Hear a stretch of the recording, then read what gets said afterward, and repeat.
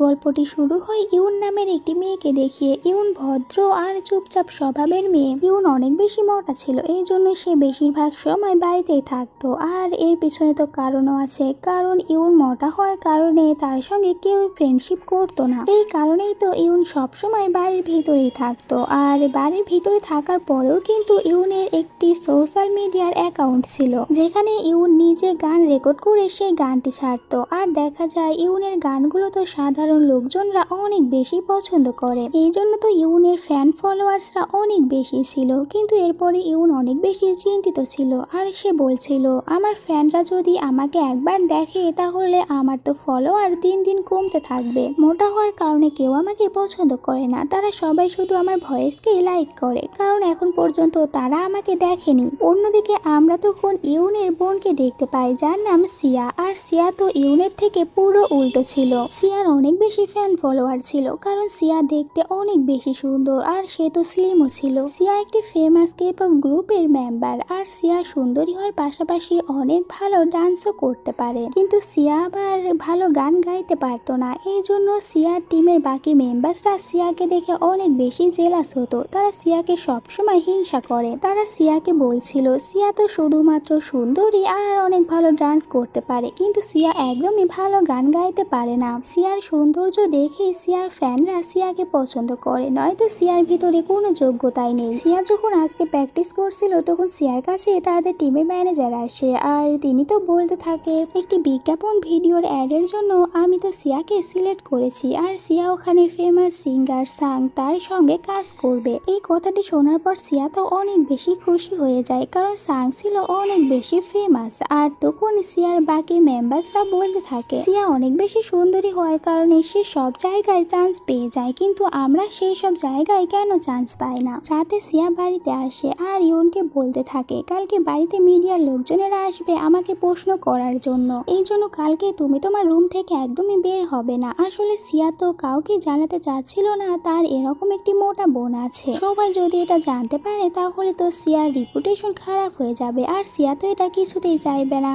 এর জন্য সিয়া তো বারবার শুধুমাত্র ইউনকে তার কাজের সময় বাড়ির ভিতরেই থাকতে বলে। ইউনকেও সিয়ার কথাগুলো মানতে হতো। পরের দিন ইউন পুরোটা দিন তার ঘরের ভিতরেই থাকছিল, কিন্তু এরকম ঘরের ভিতরে থাকতে গিয়ে ইউনের অবস্থা তো নাজেহাল হয়ে যায়। ইউন অনেক বেশি বিরক্ত হয়ে যায়, কিন্তু চাইলেও সে এখন আর ঘর থেকে বের হতে পারবে না। আর বাইরে তো তখন সিয়ার ইন্টারভিউ নেওয়ার জন্য মিডিয়ার লোকজনেরা চলে এসেছিল। তারা সিয়াকে অনেকগুলো প্রশ্ন করে। এক পর্যায়ে তারা তো তখন সিয়াকে সিয়ার ভাই বোনের কথা জিজ্ঞাসা করে যে তার কি কোনো ভাই বোন আছে। সিয়া তাদেরকে বলে হ্যাঁ আমার একজন বড় বোন আছে, কিন্তু সে তো পড়াশোনার জন্য অ্যাডব্রোডে থাকে, মাঝে মধ্যে এখানে আসে, আর ও তো মিডিয়ার সামনে আসতে একদমই পছন্দ করে না। আর এইসব কথাগুলো ভিতর থেকে ইউনও শুনতে পারছিল। ইউন তখন অনেক বেশি রেগে যায় সিয়ার উপরে, আর এই জন্য ইউন তো সবসময় সিয়াকে অনেক বেশি ঘৃণা করে, কারণ সিয়া সবসময় তার সঙ্গে এমনটি করে। আর এখান থেকে জানতে পারি এরা দুই বোনে তো একে অপরকে একদমই সহ্য করতে পারে না, সব সময় শুধু একে অপরের সাথে ঝগড়াই করে, আর দুজনের ভিতরে ফাইট সব সময় লেগেই থাকতো। পরের সিনে ইউনকে তার স্কুলে দেখানো হয়, আর ইউনের স্কুলে এই সকল স্টুডেন্টরাই তো ইউনকে নিয়ে অনেক বেশি মজা করতো আর ইউনকে বুলিং করতো। কিন্তু এত কিছুর পরেও ইউনের তার স্কুলের একজন ক্রাশ ছিল যার নাম সুক, কিন্তু সুক ছেলেটিও ভালো ছিল না, সেও ইউনকে নিয়ে মজা করতো। একবার তো ইউন তাকে একটি গিফট দিয়েছিল আর সাথে লাভ লেটারও দিয়েছিল, আর সুক তো তখনই সেই লাভ লেটারটি অনেক জোরে জোরে ক্লাসের সবার সামনে পড়তে শুরু করেছিল। সুকের এরকম ব্যবহারে ইউন তো সেদিন অনেক বেশি লজ্জা পেয়েছিল, মানে সুকও তার মজা উড়াতে একদমই ছাড়ে না আর তাকে অনেক বেশি বুলিংও করতো। সুকের কাছ থেকে এরকম ব্যবহার পাওয়ার পর ইউন তাকে ঘৃণা করার বদলে উল্টো সে তো সুকের উপরে আবারও ক্রাশ খেয়ে বসে থাকে। সুক তো সবার সামনে ইউনের অনেক বাজেভাবে মজা উড়াচ্ছিল, কিন্তু এরপরেও ইউন দেখা যায় সব কিছু ভুলে যায় আর আবারও এই বাজে ছেলে সুকের উপরে ক্রাশ খায়। অন্যদিকে সিয়াকে দেখানো হয় সিয়া আজকে অনেক বেশি হ্যাপি ছিল, কারণ সে তো সাংয়ের সঙ্গে শুটিং করতে এসেছে। সাং অনেক বেশি ফেমাস ছিল, আর এই জন্য সবাই তো সাংয়ের সাথে কাজ করতে চায়, আর ওখানে সিয়া তো এমনিতেই সুযোগ পেয়ে গিয়েছে। সাং যখন সিয়ার সাথে কথা বলে তখন সাংয়ের কাছে সিয়াকে একদমই ভালো লাগে না। সিয়া ছিল গম্ভীর স্বভাবের মেয়ে, সিয়া কারো সঙ্গে অতটা বেশি ভালোভাবে কথা বলতো না আর একটু অহংকারীও ছিল, এই জন্যই সাংয়ের সাংয়ের কাছে সিয়াকে ভালো লাগেনি। সাং এরকম মেয়েদেরকে একদমই পছন্দ করে না, এই জন্য সে তো কাজ করতে চাচ্ছিল না, ওখান থেকে উঠে যায়। এরপরে সাংকে যখন তার শুটিং এর স্ক্রিপ্ট দেখানো হয় তো এটাও দেখা যায় সাংয়ের কাছে ভালো লাগে না, এই জন্য সাং বলে আমি কাজ করব না আর ওখান থেকে চলে যায়। সাংকে এভাবে শুটিং ছেড়ে চলে যেতে দেখে সিয়ার তো অনেক বেশি রাগ হয়। অন্যদিকে ইউন বাড়িতে তার ডগের সাথে খেলা করছিল আর একটু পরে দেখা যায় ডগটি তো হঠাৎ করে বাড়ি থেকে বের হয়ে চলে যায়।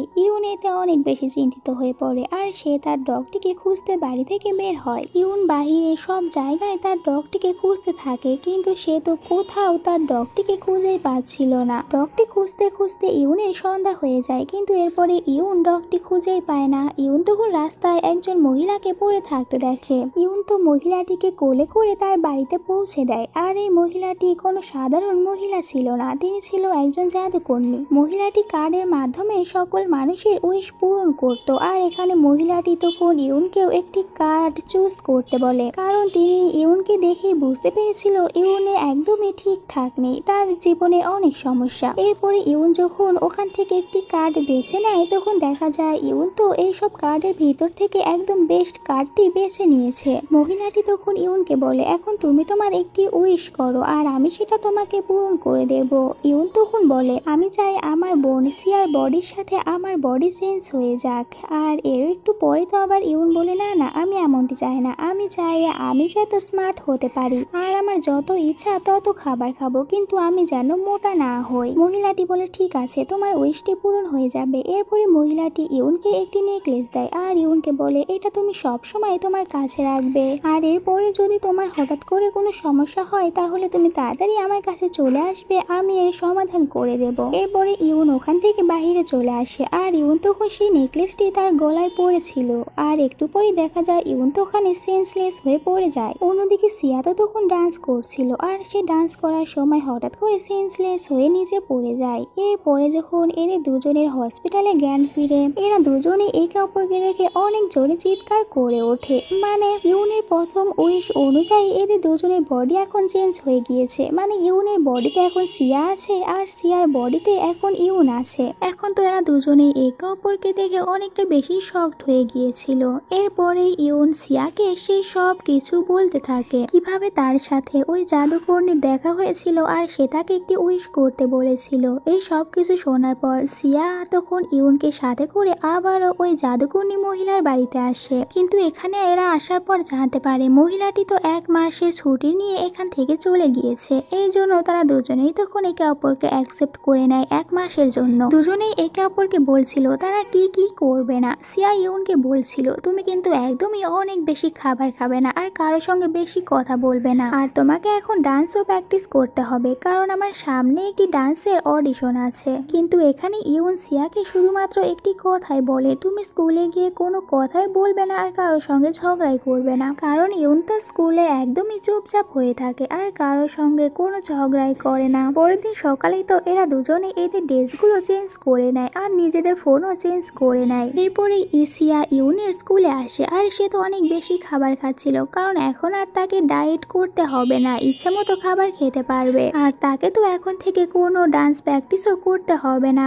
সিয়া তো বলতে থাকে, আমি 1 মাসের জন্য আমার বিজি লাইফ থেকে ছুটি পেয়েছি, তাই এখন আমি এনজয় করব, যা ইচ্ছা তা খাবো। এইসব ভেবে যখন সিয়া যাচ্ছিল তখনই তো ওখানে সুক আর তার ফ্রেন্ডরা চলে এসে সিয়াকে ইউন মনে করে বুলিং করতে শুরু করে, আর সিয়াও এখানে তাদেরকে কোনো কিছুই বলছিল না, কারণ ইউন তো তাকে মানা করে দিয়েছে স্কুলে গিয়ে কারোর সঙ্গে ঝগড়া করতে বা কথা বলতে।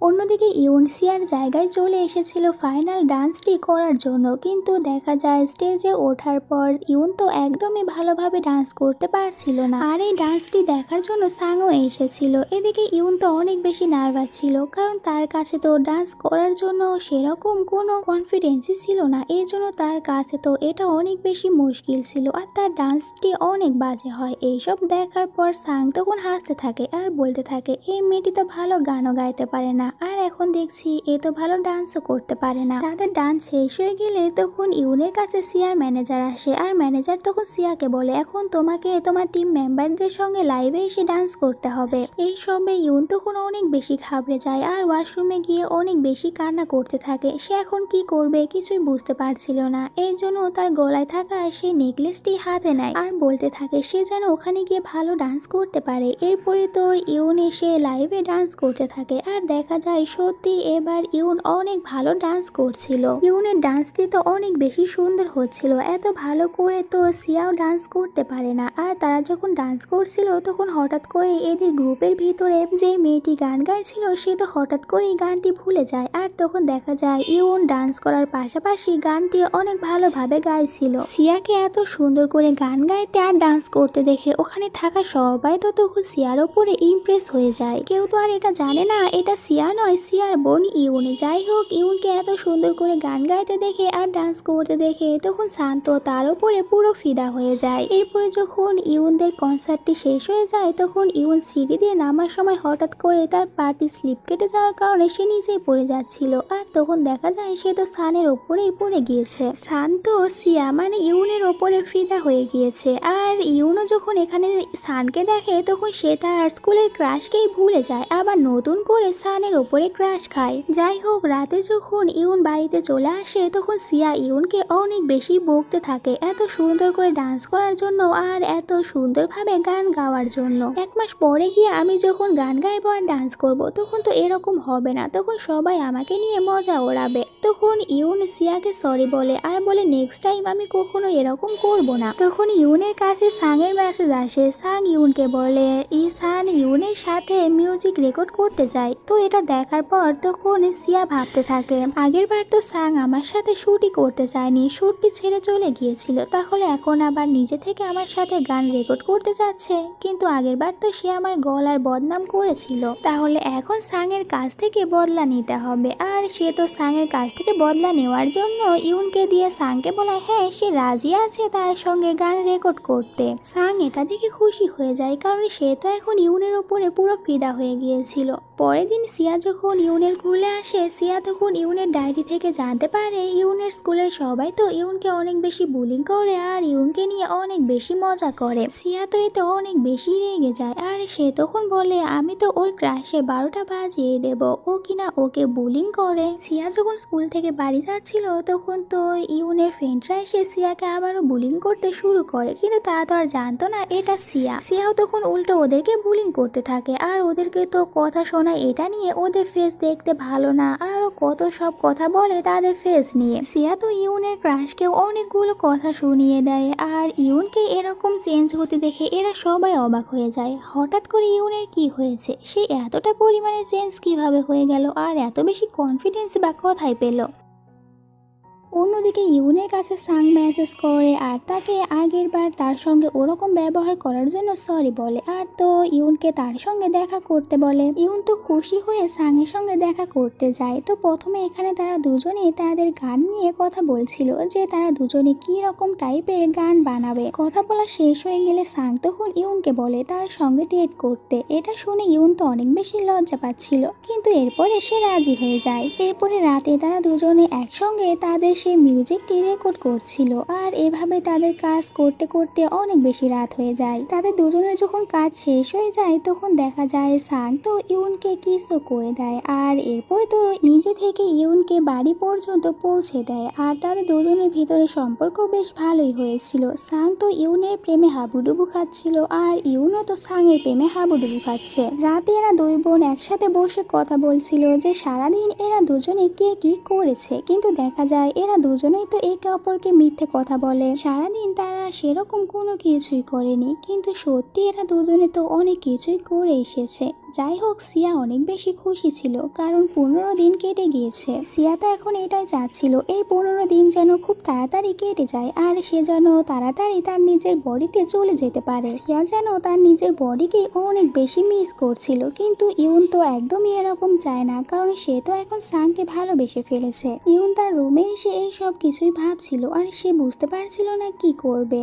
এরপরে তো দেখা যায় ইউন ঘুমানোর আগে সেই নেকলেসটি তার হাতে নিয়ে উইশ করে ওই মহিলাটি যেন আর কোনোদিনই এখানে ফিরে না আসে। পরের দিন ইউন তো আবারও সানের সাথে দেখা করতে যায়, আর ইউন আর সান তারা দুজনেই এখন একে অপরকে অনেক বেশি ভালোবেসে ফেলেছে। এদিকে আবার সিয়া, সে তো স্কুলে এসে অনেক বেশি ডান্স করতো আর এই জন্য সে আস্তে আস্তে স্কুলে ফেমাস হয়ে যাচ্ছিল। সবাই তার ডান্স দেখে অনেক বেশি খুশি হয়েছিল আর সিয়ার অনেক বেশি প্রশংসা করে। এমনকি দেখা যায় এখন তো ইউনের ক্রাশও সিয়ার উপরে ক্রাশ খাচ্ছে। এমনকি সিয়ার কাছ থেকে ইউনের স্কুলের কিছু স্টুডেন্টরা তো ডান্স শিখছিল, আর এরপরে সুক এবার নিজে থেকে ইউনের সাথে কথা বলতে আসে। কিন্তু এটা তো আর ইউন নয়, ইউনের বোন সিয়া ছিল, এই জন্য সে সুককে একদমই পাত্তা দেয় না। এরপরে একদিন রাতে ইউন তার এই জাদুর নেকলেসের বিষয়ে একটি কথা জানতে পারে। যেমনটা হচ্ছে ইউন যখনই অনেক বেশি বিপদে পড়ে, সে বুঝতে পারে না কি করবে, তখনই তো ইউন নেকলেসটি হাতে নিয়ে উইশ করে। আর দেখা যেত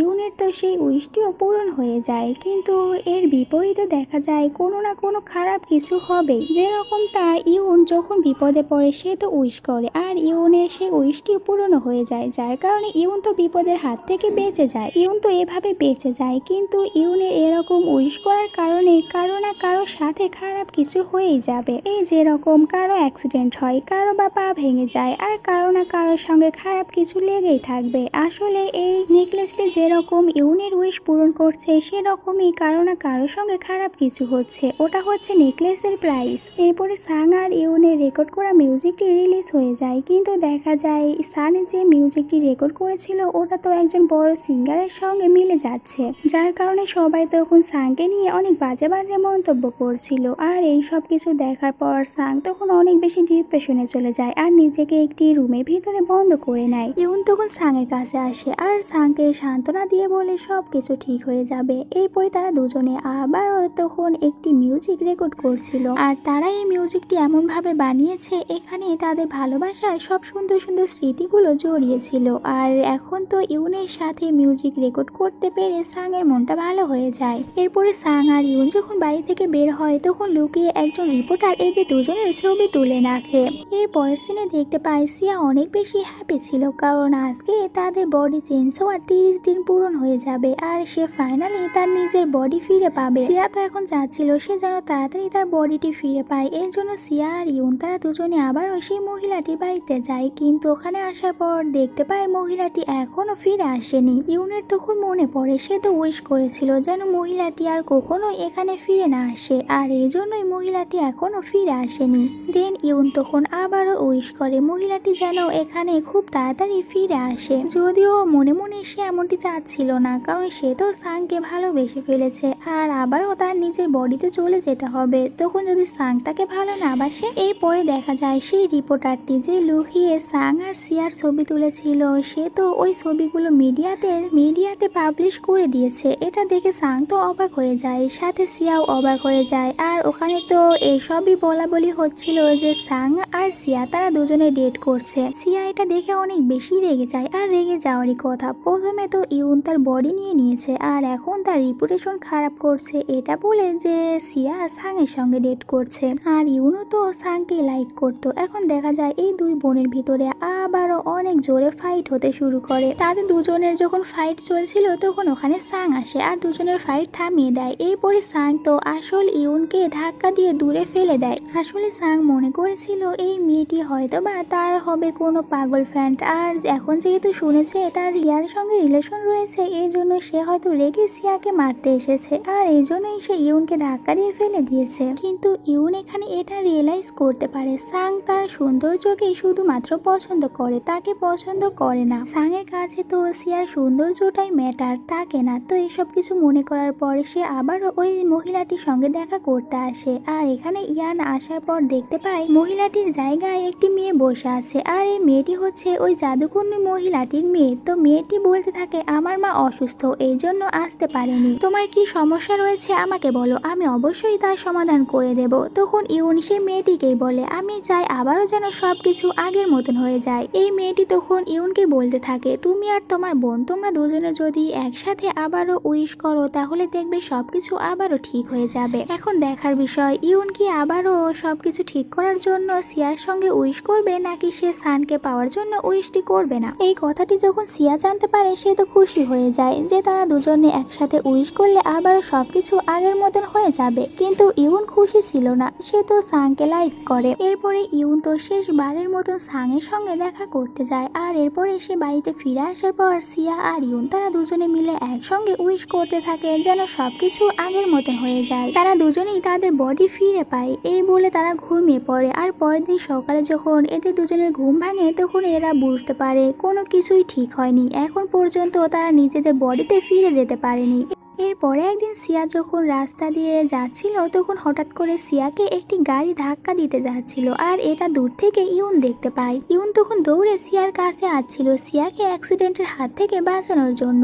আর এরপরে সে যখন সিয়ার কাছে আসে দেখা যায় এরা দুজনেই অ্যাক্সিডেন্ট করেছে। আর এই সিনটি এখানেই কাট হলে পরের সিনে এদের দুজনকে হসপিটালে দেখানো হয়। আর দুজনের যখন জ্ঞান ফিরে তখন দেখা যায় সবকিছু আগের মতন হয়ে গিয়েছে, মানে এরা এদের বডিতে আবারও ফিরে এসেছে। সিয়া সিয়ার বডিতে ফিরে এসেছিল আর ইউনের বডিতে ফিরে গিয়েছে। তো ওখানে আবার ওই জাদুকর্ণী মহিলা আসে আর সে তখন বলতে থাকে ইউন এখন থেকে সিয়ার গার্ডিয়ান, কারণ ইউন যদি সিয়াকে বাঁচাতে না যেত তাহলে উইশ অনুযায়ী ওখানেই সিয়ার অ্যাক্সিডেন্ট হয়ে সিয়া মারা যেত, কিন্তু ইউন তোমাকে বাঁচিয়ে নিয়েছে, এই জন্য এখন তোমরা দুজনে আবারও আগের মতন হয়ে গিয়েছো। এইসব বলে মহিলাটি ওখান থেকে চলে যায়। আর এরা দুই বোনও খুশি ছিল নিজেদের বডি ফিরে পেয়ে। এরপরে সিয়া সানের সাথে দেখা করে আর তার সঙ্গে ব্রেকআপও করে নেয়, কারণ সে তো আর সানকে লাইক করে না, লাইক করে ইয়ান। অন্যদিকে ইয়ান যখন তার ডগটি নিয়ে বাহিরে বের হয়েছিল তখন তো তার সঙ্গে তার স্কুলের ক্রাশের দেখা হয়ে যায়। আর এবার সুক নিজে থেকে ইয়ানের সাথে কথা বলে আর ইয়ানকে সরিও বলে আগে তার সঙ্গে ওরকম ব্যবহার করার জন্য। এমনকি সুক তো এখানে ইয়ানের সাথে ফ্রেন্ডশিপও করতে চায়, কিন্তু ইয়ান তাকে মানা করে দেয়, কারণ সুক তো আর এখন ইয়ানের ক্রাশ ছিল না, ইয়ান তো এখন শুধুমাত্র সাংকেই লাইক করে, তাই এখন আর সুকের কোনো কাজই নেই তার সঙ্গে কথা বলা বা ফ্রেন্ডশিপ করার। অন্যদিকে সিয়াও এখন আগের থেকে অনেক বেশি পরিবর্তন হয়ে গিয়েছিল, সে এখন সবার সাথে অনেক ভালো ব্যবহার করে আর সবার সঙ্গে অনেক ফ্রেন্ডলি ছিল। বাড়িতে এসে সিয়া তো তখন ইউনকে জোর করছিল একটি মিউজিক কম্পিটিশনে অংশগ্রহণ করার জন্য, আর সিয়ার অনেক বেশি জোর করার কারণে পরের দিন ইউন তখন সেই কম্পিটিশনে আসে। আর এখানে বিচারক তো অন্য কেউ নয়, সাং ছিল। আর ইউন তখন এখানে সেই মিউজিকটি গাইতে শুরু করে যেটা সে আর সাং তারা দুজনে একসঙ্গে মিলে রেকর্ড করেছিল। ইউনের এই গানটি শোনার পর সাং তখন খুশি হয়ে যায় আর বলতে থাকে ফাইনালি আমি তোমাকে আবারও খুঁজে পেলাম। এর পরের সিনে দেখানো হয় ইউন আর সাং তারা দুজনে আবারও একসঙ্গে একটি মিউজিক রেকর্ড করছিল।